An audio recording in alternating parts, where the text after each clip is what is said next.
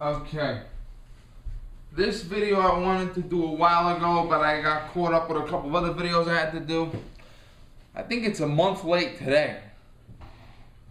We all know about the Oklahoma mom. Oklahoma, yeah. The Oklahoma mom, the 18-year-old girl that blasted the guy with the shotgun, the baby in the room. I saw this on Dr. Phil. Well, I knew about it in advance, obviously. I found out when it happened because I'm normal. I'm not like a liberal with my hand in the dirt. But I saw her on Dr. Phil, and that's how I got a lot more involved in the story. Yes, I watched Dr. Phil. Yeah, I know. Now, Dr. Phil treats all his guests with dignity and respect, and those are his exact words. And he often interrupts himself to say, are you being treated with dignity? Are you uncomfortable in it? You know, he wants people to say, you know, if I ask the wrong question, you know, I don't want to be rude, I don't want to be obnoxious. You know, he doesn't want to, you know, if he gets some guy that's a fucking drunk driver, he'll run that guy through the ringer, but he doesn't want people in bad situations to be humiliated. Now, the Oklahoma mom, let's put it past us. She was 16 years old and she married a man who was a little older than me, let's put it that way. That's past us now. Now, she's 18. He dies of cancer on Christmas Day. But while he was in the hospital, something was up. She would come home and see, you know, if you come to your house and you see two items switched, and you're like, wait a minute, did I leave it like that? Charles Manson did that a lot. He would go into your house, rearrange your furniture, and leave and scare the piss out of you when you woke up the next morning. She was noticing that when her husband was in the hospital with cancer dying. Then she noticed a couple of more things that were a little more obvious, like a dead dog. She bred German Shepherds, and there would be a dog that would be murdered flat out. And it's kind of like an Alfred Hitchcock movie, or, you know, remember the Cape Fear, the good version? A little bit more, and a little bit more, and a little bit more, and a little bit more, and a little bit more. Then there was another dead dog. Then there was a cord for an apparatus that was cut up and shit. There were men stalking her. She has a small home, and she lives on a large stretch of land. Now, I talked about this in a few of my videos, about my video series about taking care of yourself until 911 gets there. You have people that live in the middle of nowhere. She's that person. Her landowner is one of the biggest landowners in the country, but she is on this giant ass plot of land. And her nearest neighbor is, you know, several hundred yards down the road. And when you're in that kind of an area, you're on your own. You know, you can't just snap your fingers and have the police come. You're fucking on your own, man. So, after being stalked, there was one incident when the guy came to her house staggering and stuttering, and her brother-in-law ended up chasing the guy out. You know, forget, most criminals are cowards, okay? Especially guys that pick on women and children, they're fucking cowards, okay? If you have a grown-ass man stand up to them, they just run away. You don't even need a weapon, they just run the fuck away because they're fucking cowards. Well, one day, after her husband died, December 29th, 2011, two men came back. Now, one of the men was the man that had been stalking her. One man had a hammer, one man had a knife.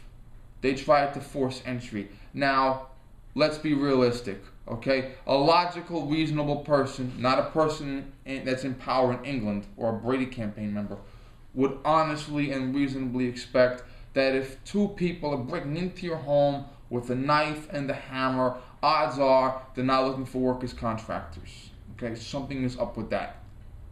She called 911. She put a baby bottle in the baby's mouth so the baby wouldn't cry. She took to a room. She whipped out a double-barrel shotgun. And let me tell you, the double-barrel shotgun has two barrels, but if I point that in your face, you're going to be scared. You're going to be scared with any gun in your face, but that one in particular. And she took, the reenactment showed it was a revolver, but she took a handgun. Now, I said this in my video. She must have watched my fucking video about rules for the home defense gun. I said, if you have a double-barrel shotgun, boom, boom, empty, drop, pick up a secondary weapon. She must have followed my advice perfectly, because the guy, she had the couch barred up against the door, the guy forced entry, she had to get the knife in his hand, he was a few feet away. Sometimes it only takes one shot, especially with a 12-gauge shotgun, and that was it, she killed him. Now obviously she's crying, she's upset about this, she's on doctor crying her fucking eyes out about how horrible it feels to kill somebody. Now the guy that, I gotta check my time, I forgot my clock and I gotta check my time, I know I'm paranoid. Okay, I got time. Yeah. No one makes fun of me for checking my time. I'm surprised I haven't been spoofed yet, like Nothing Fancy gets spoofed all the time. So the second shot was useless. The revolver was useless. She fired the shot. Guy's dead. Other guy runs away. The other guy was outside banging with a hammer, banging on a door or a wall or something with a hammer. No one knows what happened, okay? Even if you were there, you don't know what happened. Because under pressure, a second feels like an eternity. Your brain isn't functioning, okay? The guy himself probably doesn't know what he was doing. He ran away. He got caught later. Now, I think it's the 8th Amendment. I got my amendments memorized really good. Says that unreasonable bail cannot be set. That means if I steal a candy bar and I get $1 million bail, that's unreasonable. Okay? But that doesn't mean you can be held without bail. There are certain situations where you should be held without bail. And armed home invasion is one of them.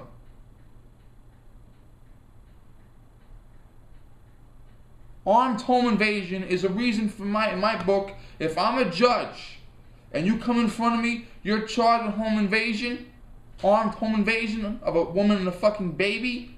Yes, you're innocent until proven guilty, but until the facts are heard in court, I'm going to automatically assume you're a threat to the community, and for the community's safety, I'm going to detain you.